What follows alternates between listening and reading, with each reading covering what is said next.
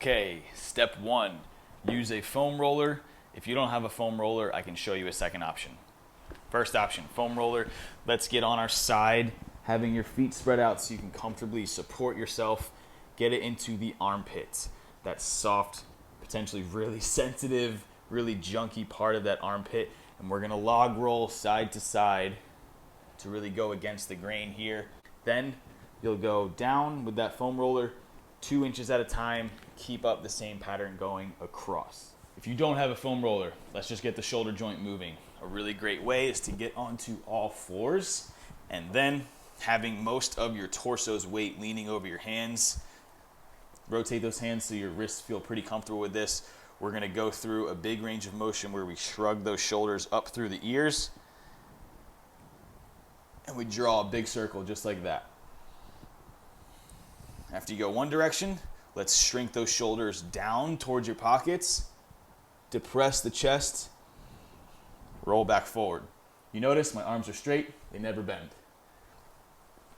If you want something a little more advanced or to target one shoulder, let's do it one-handed. Right hand comes here. Same kind of shoulder roll. Let's go the other way. All the while keeping that elbow straight. Step two, you're gonna do some manual manipulation of a shoulder internal rotation. We'll do it without the object first if we don't have any lacrosse ball or AccuMobility ball like I have. Side lying completely. Let's have this elbow right out in front of your shoulder. So I'm side lying, the tricep is flush, shoulders flat on the ground. From here, I'm keeping my wrist neutral and I'm going to apply some pressure on the wrist, trying to get my wrist as close to the floor as I can. I'll hit a breaking point where it's pretty tight. You'll feel that rotator cuff in here get a pretty good stretch. And what we want to avoid is letting that shoulder pop up. Keep that shoulder down, hold the intense portion. 3 seconds is pretty good. Come back, relax. This time, let's try and get a little bit further.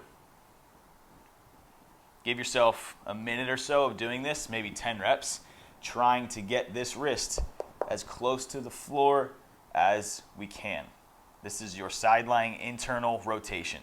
If you have a tennis ball, a lacrosse ball, AccuMobility ball, it's like $30 on Amazon. This is really great. Put that on that soft patch behind your rotator cuff. This is just to add a little more release in those meetings of the muscles, tendons and ligaments right behind that shoulder. This will feel pretty spicy doing this. I don't have to do much. Holy smokes. I already found a pretty soft spot. So again, I am just trying to move that hand both internal rotation this way, keeping this part of your arm flat, and then external rotation this way, manually moving it both ways, pressing on the wrist, making sure not to go too far, but trying with every rep to get a little further than the last. You want to start with the band fixated at the same height as your shoulder, and you'll take a hold of that band with your thumb pointing forward.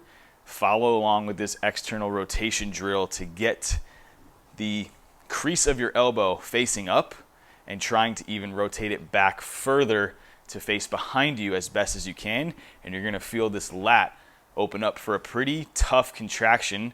Try to keep your spine straight up and down as you'll try to coil and bend to make this contraction happen. It's okay if it happens a little bit. It's pretty natural.